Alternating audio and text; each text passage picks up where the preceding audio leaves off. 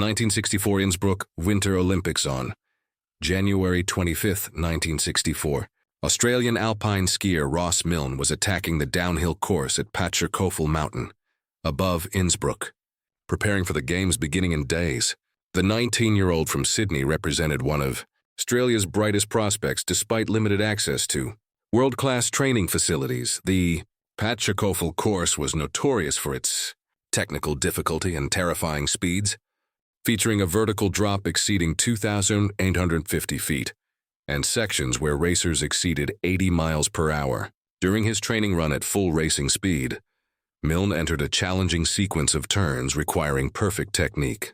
Snow conditions were hard-packed and lightning fast, unforgiving of mistakes.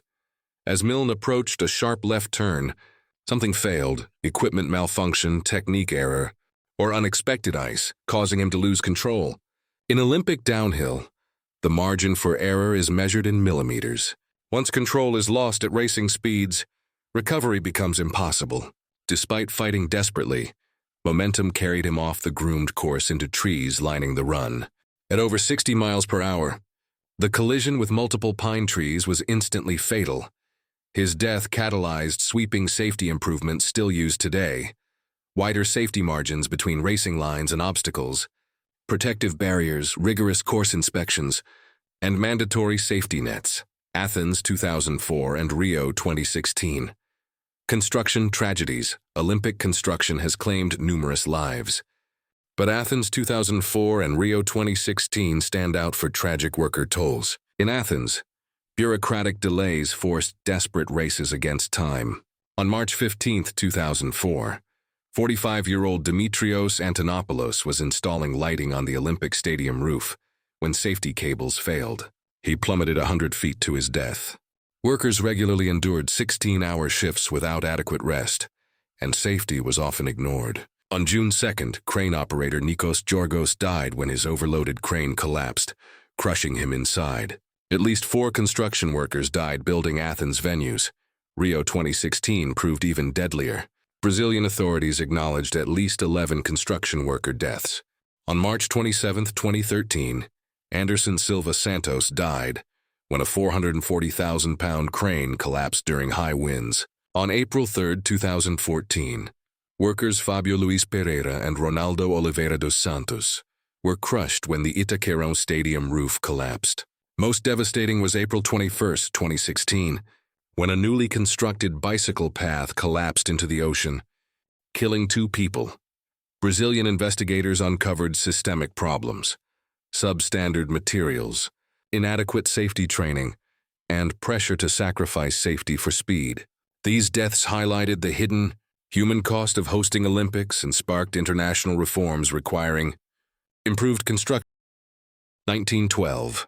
Stockholm Olympics on July 14, 1912.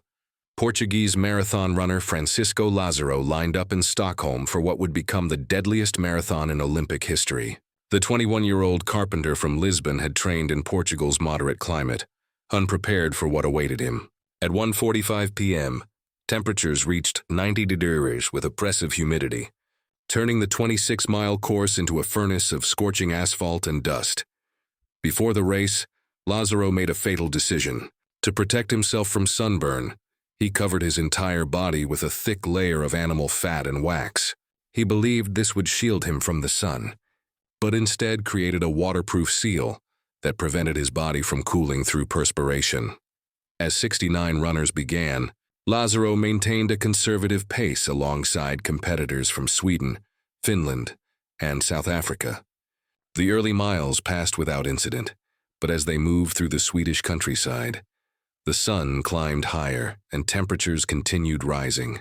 By halfway, several runners had collapsed from heat exhaustion and been pulled from the course. Lázaro pressed on despite mounting distress. His breathing grew labored, and sweat pooled beneath the waxy coating with nowhere to evaporate. At 19 miles, witnesses reported him staggering with confusion, classic symptoms of heat stroke. His core temperature was climbing to lethal levels as his cooling system failed completely. With just 5 miles remaining, Lázaro collapsed suddenly on the dusty road near Sollentuna. Spectators rushed to aid him, finding him unconscious and burning with fever. his skin pale beneath the melted wax. Swedish medical personnel transported him to Seraphim Hospital, where doctors worked desperately to lower his body temperature. Despite their efforts, Lazaro never regained consciousness. He died the following morning from heat stroke and dehydration, becoming the first athlete to die during Olympic competition. His tragic death led to mandatory water stations, medical checkpoints, and temperature monitoring protocols still used today. 2010, Vancouver Olympics on February 12, 2010, Georgian luger Nodar Kumaritashvili was completing his final practice run on the Whistler Sliding Center track, just hours before the opening ceremony. The 21-year-old had devoted his life to this moment, following his father and uncle, who had both represented Georgia in luge. The Whistler track was notorious as the fastest and most dangerous luge course ever built, with speeds regularly exceeding 95 miles per hour. During training weeks, several athletes had crashed. Italian luger Armin Zogaler publicly condemned the track's design, calling it excessively dangerous. Romanian racer Violeta Strămăturaru suffered a concussion after losing control. At 4:44 p.m., Kumaritashvili launched from the start, lying flat on his sled as gravity pulled him into the frozen chute. The first turns flowed smoothly as his speed built toward 90 miles per hour, normal for experienced competitors. Then, approaching turn 15, something went catastrophically wrong. His sled began drifting left toward the outer wall. He attempted a correction with his right leg, but the adjustment came too late. His sled rocketed up the banking of turn 16, becoming airborne. He was violently ejected at over 87 miles per hour, his body hurtling through the air before smashing into an unpadded steel support pillar. The impact caused catastrophic trauma. Medical personnel reached him within minutes and began CPR, but his injuries were fatal. He was pronounced dead at 5:50 p.m., just hours before the opening ceremony. Track officials immediately raised walls, installed padding around steel supports, and adjusted starting positions to reduce speeds. 92. Albertville Winter Olympics on February 22, 1992.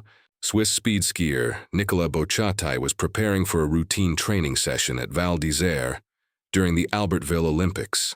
The 27-year-old had traveled to France for a demonstration event showcasing speed skiing, where competitors reached speeds exceeding 125 miles per hour. That morning, Bochatai decided to take a leisurely recreational run on regular slopes, wearing standard alpine equipment rather than specialized speed skiing gear.